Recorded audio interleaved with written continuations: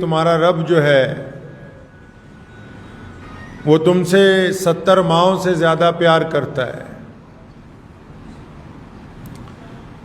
ماں باپ کتنی پیار کر سکتے ہیں بچے کے ساتھ؟ گھر میں جب بچہ پیدا ہوتا ہے ماں اور باپ اس کی پرورش کے لیے اپنی جان لگا دیتے ہیں، چاہے وہ غریب ہوں یا امیر ہوں، پوری طاقت کے ساتھ اس بچے کی پرورش کی جاتی ہے۔ بچہ جب بڑا ہوتا ہے اگر وہ ماں باپ کا فرما بردار نکلتا ہے تو بڑے خوش ہوتے ہیں، بڑا سکون کرتے ہیں، لیکن کبھی اگر بچہ ماں باپ کا نافرمان نکلے،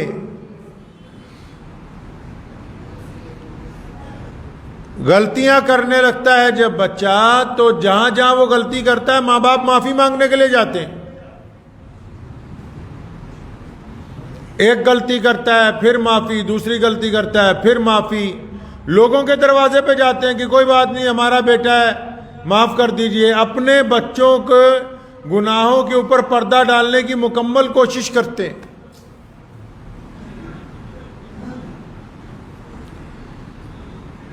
اور بگڑیل اولاد کا جب یہ رویہ روز کا ہو جاتا ہے، جب اس میں دن مہینوں میں تبدیل ہوتے ہیں، جب مہینے سالوں میں تبدیل ہونے لگتے ہیں، جب سال دہائیوں میں تبدیل ہوتے ہیں، اور بچوں کی جو نافرمان اولاد ہے ان کی بدماشی میں، غنڈہ گردی میں کوئی فرق نہیں آتا، اور ماں باپ لگاتار جب پریشان ہونے لگتے ہیں، پھر آ کے پریشان ہو کے ماں اور باپ یہ مشورہ کرتے ہیں کہ اس بچے کو ہم نے اپنے گھر سے نکال دینا ہے۔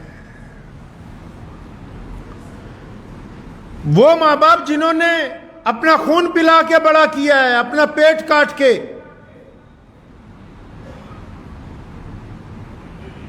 بلے شاہ نے کیا نا بھی ایک گناہ میرے ماں باپ دیکھن دیون دیش نکالا۔ کہتا جب ماں باپ آک جاتے ہیں، پریشان ہو جاتے ہیں،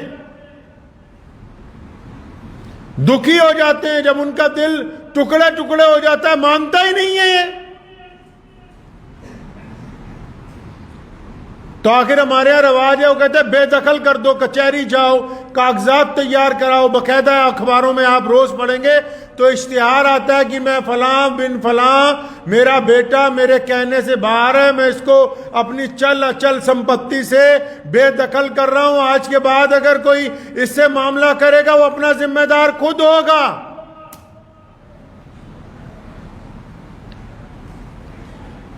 یہ واقعہ آپ کو میں اس لیے سنا رہا ہوں، یہ بڑی کڑوی حقیقت اس لیے سنا رہا ہوں کہ اب میں نے بات انسانوں سے لے جا کے اللہ تعالیٰ کی محبت کی طرف گفتگو کرنی کو، اس کے لیے پہلے ضروری ہے کہ ہمارے سماج میں کیا ویوستھا ہے، ہمارے سماج میں کیا ہوتا ہے۔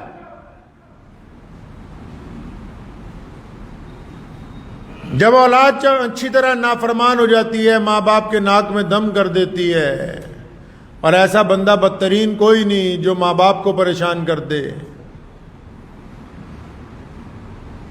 اچھی طرح دکھی کر دیتا ہے جب حکم ہو جاتا ہے کہ میرے گھر سے نکل جاؤ تم۔ ایسا بندہ جو گناہوں میں ملوث ہو گیا ہو، بے ایمانیوں میں ملوث ہو گیا ہو، شراب نوشی میں ملوث ہو گیا ہو، زناکاری میں ملوث ہو گیا ہو، جو معاشرے کے تمام برے کام کرنے لگا اور گھر والے کہتے ہو کہ نہیں نہیں ہمارا اس سے کوئی تعلق نہیں ہے، جب سکا بھائی کہے کہ نہیں میں نہیں اس کو جانتا ہوں، جب پڑوسی کہے نہیں جی ہمارا اس سے کوئی لینا دینا نہیں ہے، ہم اس کی گارنٹی نہیں اٹھا سکتے، جب یار دوست جو ہیں پیچھے ہٹ جاتے ہیں، کیا نا بلے شاہ نے کہ ایک گناہ میرے ماں پیو ویکھن دیون دیش نکالا، ما غرک بربک الکریم، تے ایک گناہ میرا مولا دیکھے پردے پاون والا. ایسی حالت میں جب بندہ پوری دنیا سے کٹ جاتا ہے اپنے گناہوں کی وجہ سے اور پوری دنیا سے پریشان ہو جاتا ہے, ماں باپ کہتے ہیں تو گھر سے نکل جا, یار دوست کہتے ہیں ہم تجھے جانتے ہی نہیں, معاشرے والے کہتے ہیں یہ بد کردار ہے, مولوی کہتے ہیں یہ کافر ہے, اور بڑے بڑے لوگ کہتے ہیں یہ جہنمی ہے. ایسے بدترین حالات میں اللہ تعالیٰ کہتے ہیں ما غرک بربک الکریم, کہ میرے پیارے بندے اب تو میری طرف آ جا. جب ان سب نے تجھ کو چھوڑ دیا ہے تو میں تجھے اپنے پاس بلانے کے لیے تیار ہوں, میں تیرے گناہوں کو معاف کرنے کے لیے تیار ہوں. اس کا نام رب کریم ہے. اس کو کہتے ہیں رب العالمین, جس نے کہا کہ میں عالم کا پالن ہار ہوں, جو روٹی کھلاتے وقت یہ نہیں دیکھتا کہ یہ ہندو کے منہ میں جائے گی, مسلمان کے منہ میں جائے گی, کہ سکھ کے منہ میں جائے گی, کہ دلت کے منہ میں جائے گی, یا عیسائی کے منہ میں جائے گی. سیدنا ابراہیم علیہ السلام کا قاعدہ تھا, جب دسترخوان پہ بیٹھتے تھے کسی نہ کسی باہر سے پکڑ کے بندہ لاتے تھے, کوئی مسافر, کوئی غریب آدمی کے میرے ساتھ بیٹھ کے کھانا کھاؤ. ایک دن باہر نکلے, 70-80 سال کا ایک بوڑھا ملا, کہا آؤ میرے ساتھ کھانا کھاؤ گے. ان کے ساتھ چلے گئے, کھانا کھانے لگے تو کہنے لگا شروع کرو میرے رب کے نام سے. کون کہہ رہا ہے؟ ابراہیم خلیل اللہ, جو اللہ کے دوست ہیں. تو بندہ اڑ گیا, کہنے لگا نہیں میں تیرے رب کو نہیں مانتا, میں تو جن کی عبادت کرتا ہوں, جن معبودوں کی عبادت کرتا ہوں, میں تو انہی کا نام لوں گا. تو ابراہیم علیہ السلام کہتے یار پھر تو مشکل ہے, تو میرے رب کا نام لے کے نہیں کھائے گا, پھر ہم ایک دسترخوان پہ کیسے کھائیں.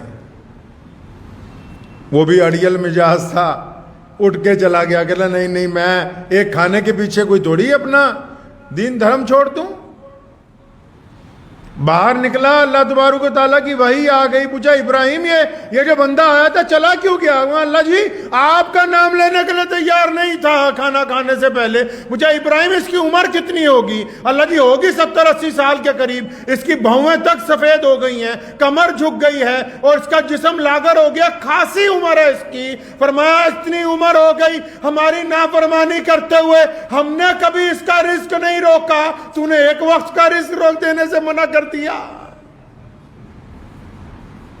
فوراً خادم بھیجا, واپس بلایا, فرمایا جس مرضی کا نام لے کے کھا, میرا رب کہتا ہے کہ جو میرے بندوں سے محبت کرتا ہے, میری محبت کا تعلق تو اسی کے ساتھ ہے جو میرے بندوں سے پیار کرتا ہے.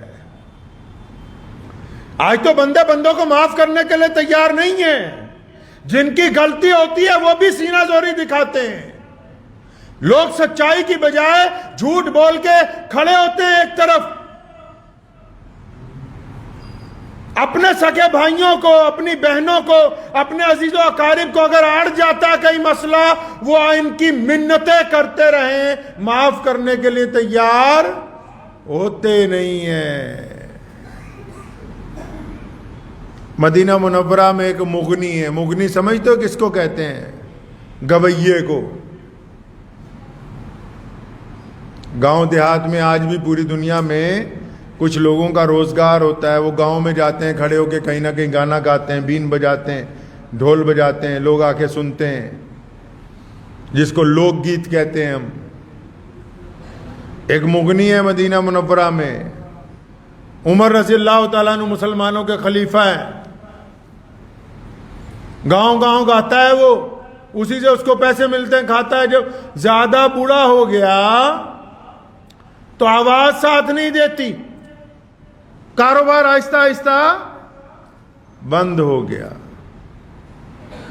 مدینہ منورہ میں جنت البقیع کے پاس سخت گرمی میں جا رہا ہے, اور ساری زندگی کبھی کوئی نماز ہی نہیں پڑھی, مسجد ہی نہیں گیا, رب کو پکارا ہی نہیں. ایک دن بڑا دکھی ہوا تو جا رہا ہے, وہاں سے جنت البقیع کے پاس سے گزر رہا ہے, شدت کی پیاس لگی ہے, بھوک لگی ہوئی ہے. اب تو ہنر نہیں رہا ہاتھ میں, کہ جب وہ پہلا وقت تھا اتنا کما لیتے تھے کہ ساتھ میں تھیلا بھی بھرا ہوا رہتا تھا. تو جب بہت پریشان ہوا تو آسمان کی طرف سر اٹھا کے کہنے لگا اے مولا کریم میری حالت تو دیکھ. رب کو کب پکارا؟ 80 سال کے بعد. کب پکارا؟ 80 سال کے بعد پکارا ہے. کوئی بڑے اہتمام سے نہیں، تمہاری طرح کی 5-6 بڑھیا مولوی لاؤ، 10-10 ہزار روپے والے مدرسوں کے بچے لاؤ، قورمہ بناؤ، بریانی بناؤ، پھر بھی خود نہیں پکارتا رب کو کہ یہ پکاریں گے میری جگہ، میری جگہ میرے گھر میں یہ لائیں گے برکت۔ 80 سال کے بعد اپنے رب کو جب پکارا، حضرت عمر بن خطاب رضی اللہ عنہ مسلمانوں کے خلیفہ ہیں اور جلیل القدر صحابی ہیں۔ عمر کی عظمت صرف اس بات سے سمجھ لو، 1,24,000 صحابہ رسول اللہ کے مرید ہیں، رسول اللہ کے پیچھے آئے ہیں، اور عمر فاروق اکیلے رضی اللہ تعالیٰ عنہ محمد رسول اللہ کی مراد ہیں، اللہ سے مانگ کے لیا ہے۔ دنیا کے بادشاہ ڈرتے ہیں، کسی کی طاقت نہیں کہ عمر کے آگے دم مار دے۔ وہ بوڑھا گزر رہا ہے، اللہ تبارک و تعالیٰ کی طرف، آسمان کی طرف منہ اٹھا کے اللہ کو پکارا، اپنی حالت بیان کی۔ عمر مسجد نبوی میں سو رہے ہیں، خواب میں حکم دیا گیا، خواب میں آواز سنائی دی کہ عمر وہ دیکھو جنت البقیع کی طرف ایک بوڑھا ہے، وہ بڑا پیاسا ہے، بڑی پریشانی میں ہے۔ گھبرا کے اٹھے، فوراً جوتا پہنا، دوڑتے ادھر گئے۔ وہ گانے والے نے دیکھا کہ عمر آ رہے ہیں۔ اب ساری دنیا کو پتا ہے کہ عمر کے ہاتھ میں درہ ہوتا ہے 24 گھنٹے، عمر کے ہاتھ میں لٹ ہوتا ہے تاکہ کوئی گناہ نہ کرے، میں ان کو روک کے رکھوں۔ اب وہ کیا سوچ رہا ہے مغنی کہ پہلی بار رب کو پکارا، ادھر عمر ٹکر گیا۔ اب یہ کہیں مجھے یہ نہ پوچھنے لگے کہ ساری زندگی تو گاتا رہا بجاتا رہا۔ یہ گھبرا کے اور تیز چلنے لگا۔ عمر رضی اللہ تعالیٰ نے آواز دے رہے رک جاؤ رک جاؤ، وہ اور تیز چل رہا ہے۔ سیدنا عمر دوڑ کے اس کے قریب پہنچے۔ وہ بڑا گھبرایا کہ شاید یہ پوچھیں گے کہ ساری زندگی گاتا رہا بجاتا رہا، یہ تو نے کیا دھندا پکڑ رکھا ہے۔ وہ جب یہ پریشانی کے عالم میں تھا، سیدنا عمر رضی اللہ تعالیٰ نے اس کو دونوں کندھوں سے پکڑا، کھڑا کیا، محبت سے سلام کی اور پوچھا پتہ لگا کہ تو بڑی پریشانی کے اندر ہے، مجھے حکم ہوا ہے تیری مدد کرنے کا، کیا چاہیے؟ گھر چاہیے، ساز و سامان چاہیے، پیسے چاہیے، سواریاں چاہیے۔ خلیفہ عمر وقت کا، بڑے بڑے حکمران عمر کے دروازے میں آ کے روزانہ بھیک مانگتے ہیں، بڑے بڑے گورنر عمر رضی اللہ تعالیٰ عنہ کے قلم سے روزانہ نامزدگیاں کرواتے ہیں، پورے کیسر و کسریٰ کے محلات عمر کے قبضے کے اندر ہیں۔ عمر رضی اللہ تعالیٰ عنہ 65 لاکھ مربع میل کا اکیلا حکمران ہے۔ پوچھا چاہیے کیا بتاؤ، مجھے حکم ہوا ہے تمہاری مدد کری جائے۔ بوڑھے کو ذرا ہوش آیا، کہنے لگا عمر کس نے حکم دیا، کس نے کہا؟ اے عمر رضی اللہ عنہ نے فرمایا کہ میرے رب کا حکم ہے کہ میں تیری مدد پہ مامور ہو جاؤں، میں تیری نصرت کروں، کھانے پینے کا انتظام کروں، تیرے گھر کا انتظام کروں، تیرے بڑھاپے کا انتظام کروں۔ بوڑھا زاروں قطار رونے لگا، کہنے لگا 80 سال بعد رب کو پکارا ہے، پہلی بار اپنے رب کو پکارا، اور مدد کے لیے کس کو بھیجا؟ جو پوری دنیا میں مسلمانوں کا گورنر ہے۔ مدد کے لیے کس کو بھیجا ہے؟ اور جس کے بڑے بڑے لوگ انتظار کرتے ہوئے پیچھے کھڑے ہوئے سوچتے ہیں کہ کاش عمر کی نگاہ ہم پہ پڑ جائے۔ اپنے رب کا اس لیے شکر ادا کرنے کے لیے جھکا کہ اللہ پہلی بار اس گنہگار بندے نے، جس کو مولوی مفتی کہتے ہیں کافر ہے، جس کو لوگ کہتے ہیں کہ تو جہنم میں جائے گا، جس کو لوگوں نے اس لیے دھتکار دیا کہ تیرا کارنامے ٹھیک نہیں ہے، اے مولا کریم پہلی بار سچے دل سے تجھ کو پکارا، اور تو نے مدد کے لیے بھی کس کو بھیجا؟ مسلمانوں کے امیر المومنین کو میری مدد کے لیے بھیجا ہے۔ اللہ کا شکر ادا کرتے ہوئے وہیں اپنی جان اللہ کے سپرد کر دی۔ ساری زندگی مغنی بن کے چلنے والے کا جنازہ کون اٹھا رہا ہے؟ امیر المومنین۔ اللہ تعالیٰ نے دکھایا کہ جب میرا بندہ مجھ کو پکارتا ہے نا، جب یہ دنیا کے رشتے دھوکہ دیتے ہیں، جب دنیا کے رشتے پریشان ہو جاتے ہیں، جب لوگ دوسرے کی بیماری سے تنگ آ کے سوچتے ہیں۔ ایک شخص نے آیا حضرت عمر رضی اللہ تعالیٰ عنہ کو کہا کہ اے عمر میں روزانہ اپنے باپ کی گندگی صاف کرتا ہوں، اپنی ماں کی روزانہ پوٹی وغیرہ صاف کرتا ہوں، تو کیا اب میں اس درجے کو پہنچ گیا جو میرے ماں باپ نے میرے لیے کیا؟ فرمایا قیامت تک نہیں پہنچ سکتا۔ فرمایا کیوں امیر المومنین؟ میں تو کئی 20 سال سے میرا باپ بستر پہ ہے، میری ماں بستر پہ ہے، میں ان کی خدمت کر رہا ہوں۔ فرمایا جب تو بچپن میں بستر پہ تھا، یہ تیری خدمت اس نیت سے کرتے تھے کہ میرے بچے کی جان بچ جائے، اور تو اس نیت کے انتظار میں کہ کب ان کی جان نکل جائے اور ان کو اس بیماری سے چھٹکارا مل جائے۔ جو لوگ دنیا کے رشتوں سے تنگ ہیں وہ اس لیے تنگ ہیں کیونکہ انہوں نے رب کے ساتھ اپنا رشتہ مضبوط نہیں کیا۔ انہوں نے اگر امیدیں لگائیں لوگوں کے ساتھ لگائیں،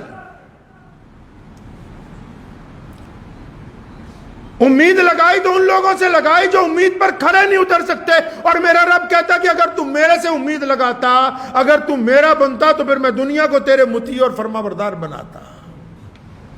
ایک جنگ کے موقع پر نبی علیہ السلام نے ایک عورت کو دیکھا، وہ جنگ میں بچوں کو تلاش کرتی، ان کو دودھ پلاتی، پھر دوسرے بچوں کو دیکھتی۔ صحابہ کھڑے تھے، فرمایا اس عورت کو دیکھتے ہو، اس کو اپنی اولاد سے کتنی محبت ہے؟ صحابہ نے فرمایا جی یا رسول اللہ، دیکھیے اسی نے تیروں تلواروں کی پرواہ نہیں کر رہی، بچوں کو تلاش کرتی، ان کو دودھ پلاتی۔ فرمایا میرا رب 70 ماؤں سے زیادہ، تم اسی ایک ماں کے پیار کو دیکھتے ہو نا، تو میرا رب 70 ماؤں سے زیادہ اپنے بندے کو پیار کرتا ہے۔ جب گناہ آسمان کی چھت کو لگ جاتے ہیں نا کسی بندے کے، اور سارے کہنے لگ پتے نہیں نہیں تیرا کام ختم ہے، آسمان کی چھت کو جب گناہ لگ جاتے ہیں، ایسی حالت میں بھی اللہ تبارک و تعالیٰ بار بار فرشتوں کو کہتے کہ دیکھو میرا رب، میرا بندہ جیسے ہی توبہ کرے گا فوراً اس کو میری طرف لے کے آؤ، کیونکہ اللہ تبارک و تعالیٰ کو لوگ ہی وہ پسند ہیں جو اللہ کے بندوں کے ساتھ محبت کرتے ہیں۔ صحیح بخاری شریف کے اندر حدیث ہے، نبی علیہ السلام نے روایت پیش کی ہے، حضور صلی اللہ علیہ وسلم فرماتے ہیں کہ ایک بڑا دیندار آدمی ہے، لیکن ایک دن ایک بلی کو باندھ لیا، اسے بھوکا پیاسا رکھا، بلی کو باندھ لیا، اس کو بھوکا پیاسا رکھا، مر گیا۔ بے انتہا نیکیاں اس کے پاس ہیں، نمازیں بھی ہیں، تلاوتیں بھی ہیں، صدقات بھی ہیں، خیرات بھی اس کے پاس ہے، زکوٰۃ بھی وقت پہ دیتا رہا، لیکن اس کے باوجود جہنم میں۔ کس بات کے لیے؟ کہ اللہ نے فرمایا میری مخلوق کے ساتھ زیادتی کی، اور میری مخلوق کے ساتھ زیادتی کی۔ امام غزالی رحمۃ اللہ علیہ جیسا محدث پیدا نہیں ہوا۔ آج بھی بڑے بڑے شیخ الحدیث غزالی کو پڑھے بنا اپنی مسند پر نہیں بیٹھتے۔ فرماتے ہیں محدث کے کسی اور کے خواب میں آئے، پوچھا غزالی کیسے تیری مغفرت ہوئی، بات کیا ہوئی؟ اتنی کتابیں لکھی ہیں، اتنی حدیث پر کام کیا ہے، اتنے لوگوں کو دین سکھایا ہے، پوری دنیا میں تیرا چرچا ہوا ہے، تیری مغفرت ہوئی کیسے؟ فرمایا میں جب تمہیں بتاؤں نا کہ مغفرت ہوئی کیسے تمہیں حیرانی ہوگی۔ لاکھوں حدیثیں نقل کرنے والا بندہ اور پوری دنیا کا اپنے وقت میں امام رہنے والا بندہ کہنے لگے کہ میرا جب حساب کتاب ہونے لگا نا تو اللہ نے فرمایا غزالی وہ دن یاد ہے کہ تم حدیث لکھ رہے تھے، تم نے قلم دوات کے اندر بھگویا، جب قلم کو کاغذ پہ رکھا سیاہی کا گولا بنا، ایک مکھی آئی، اس مکھی نے وہاں بیٹھ گئی کیونکہ شدت کی گرمی تھی، اور وہ مکھی اس سیاہی کو پینے لگی کیونکہ وہ اپنی پیاس بجھانا چاہتی تھی، اور تو نے اسے اڑایا نہیں، اپنے قلم کو روک کے رکھا۔ فرمایا غزالی بتا تو صحیح اس قلم کو کیوں روکا، اس مکھی کو کیوں نہیں اڑایا؟ فرمایا اس لیے اللہ جی اس لیے روک کے رکھا تھا کہ آپ کی مخلوق ہے، اپنی پیاس بجھا لے گی۔ فرمایا بس نجات کے لیے اس مکھی کو وہ سیاہی پانی کی شکل میں پلانا ہی کافی ہے، باقی تمام نیکیاں ایک طرف، اللہ تبارک و تعالیٰ کی مخلوق کے ساتھ صلہ رحمی ایک طرف کی جائے۔ رمضان آ رہا ہے، لوگ مخلوق پہ ظلم کر کے خالق کو پانا چاہتے ہیں، لوگ مخلوق کے ساتھ زیادتیاں کر کے خالق کی محبت مانگتے ہیں، لوگ مخلوق کے ساتھ بے ایمانی کر کے خالق کے ساتھ پیار کرنا چاہتے ہیں، لوگ دکھاوے کی خیرات کرنے کے بعد خالق سے محبت کرنا چاہتے ہیں۔ اللہ تبارک و تعالیٰ نے تو پورا معاملہ طے کر دیا،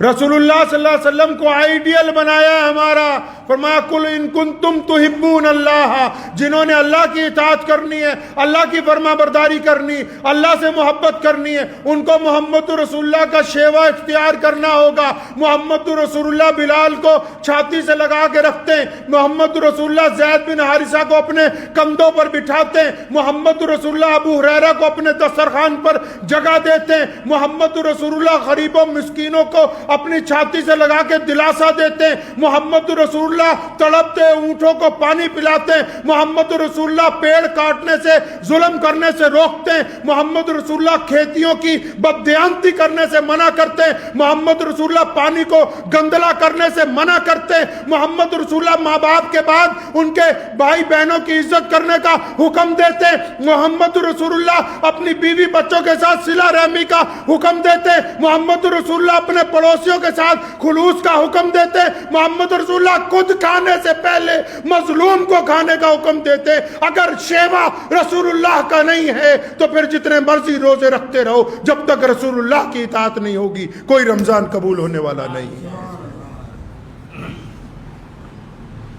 رمضان سے پہلے اللہ کی مخلوق سے محبت کرنی ہوگی، خالق سے معافی مانگنے سے پہلے مخلوق سے معافی مانگنی ہوگی۔ اپنے خیالی پلاؤ بنا کے لوگوں کی نیتوں کے اوپر شک کرنے والے لوگ جو دل میں یہ طے کر لیں کہ فلاں آدمی نے یہ کام جان بوجھ کے نہیں کیا، رسول اللہ نے فرمایا بدگمانی کفر ہے، بدگمانیوں میں دوسروں کی دشمنیاں پالتے ہیں، نماز بھی پڑھتے ہیں دوسرے کا دل بھی دکھاتے ہیں، تلاوت بھی کرتے ہیں دوسرے کا دل بھی دکھاتے ہیں۔ رمضان اللہ تبارک و تعالیٰ کی محبت کا مہینہ، اللہ تعالیٰ نے بارہا کہا کہ مجھے صرف ان سے محبت ہے جو میری مخلوق کے ساتھ محبت کرتے ہیں، جو میری مخلوق کے ساتھ محبت کرتے ہیں۔ جن کو اللہ کے کنبے کے ساتھ محبت نہیں، وہ کس محبت کی باتیں کرتے ہیں؟ جو دشمنیاں نکالتے ہوئے یہ نہ سوچتے ہوں کہ یہ ناجائز ہے، یہ حرام ہے، وہ کس محبت کا دعویٰ کر رہے ہیں؟ عبادت سے پہلے جس طرح وضو کرتے ہیں ہم، وضو سے ہمارے ہاتھوں کو، ہمارے چہرے کو، ہماری آنکھوں کو، ہمارے بازوؤں کو پاکیزگی حاصل ہوتی ہے، اسی طرح وضو کے ساتھ ساتھ اندر کا وضو کرنا بھی نہایت ضروری ہے۔ 2 لقمے کم کھا لیجئے، حرام نہ کھائیے، 2 لقمے کم کھا لیجئے، اپنے بھائی کا حق نہ ماریے۔ 2 لقمے کم کھا سکتے ہیں، زیادتی نہ کیجئے۔ دنیا کی رسم ہے کہ جو بوؤ گے، وہ جو بیجو گے وہی کاٹو گے۔ اگر محبت بیجیں گے محبت کاٹیں گے آپ، نفرت بیجیں گے تو آپ کو نفرت کاٹنی ہوگی۔ بے ایمانی ایک ایسا گناہ ہے جو گھوم پھر کے واپس آپ تک آنا ہے، اور نیکی ایک ایسی چیز ہے کہ آپ کر دیں وہ زندگی میں بھی واپس آپ تک آئے گی اور آخرت میں بھی آپ تک پہنچ کے رہے گی، رکے گی نہیں نیکی۔ رمضان شریف آ رہا ہے، بہت سارے لوگ آپ کے پاس آئیں گے کہ اللہ کے لیے دے دیں۔ پیارے نبی حضرت محمد رسول اللہ کہیے صلی اللہ علیہ وسلم کی سنت ہے کہ کبھی کسی کو خالی نہیں لوٹایا محمد رسول اللہ نے۔ حضور صلی اللہ علیہ وسلم کی سنت ہے کبھی کسی کو خالی نہیں لوٹایا۔ رمضان شریف آ رہا ہے، کچھ باتیں طبیعت کو ناگوار گزریں گی، اگر اس کو اس لیے گوارا کر لیا جائے کہ دوسرے کے دل کو تکلیف نہ پہنچے تو روزے کا ثواب ڈبل ہو جائے گا۔ کئی لوگ اس لیے پیسے روکتے ہیں، اس لیے قرآن شریف ابھی پڑھنا شروع نہیں کیا، رمضان میں آئیں گے زیادہ۔ اگر یہ نیکیاں زیادہ ہیں تو رمضان میں صلہ رحمی بھی زیادہ ہے۔ اگر کوئی بندہ صرف یہ دیکھنا چاہتا ہے کہ آپ اس سے کبھی مسکرا کے مل لیں اور آپ کو پتہ ہے کہ صرف میرے مسکرانے سے اس کے دل کو راحت مل جائے گی، تو آپ کنجوسی کرتے ہیں۔ اگر آپ رمضان میں اس سے مسکرا کے ملے، اس کو اتنا ہی سکون ہو جائے کہ میرا بھائی مجھ سے مطمئن ہے، میرا مالک مجھ سے مطمئن ہے، میرا ملازم مجھ سے مطمئن ہے، تو اس کی نیکی بھی ڈبل ہو جائے گی۔ پیسہ نہیں ہے تو رستہ بتا کے تو صدقہ کیا جا سکتا ہے. اگر پیسہ نہیں ہے تو اپنے پڑوسی کے لیے بنا اس کو بتائے دعائیں مانگ کے تو صدقہ کیا جا سکتا ہے. ضروری نہیں تو نہیں کہ ہر ایک صدقہ دولت سے ہی ہوگا.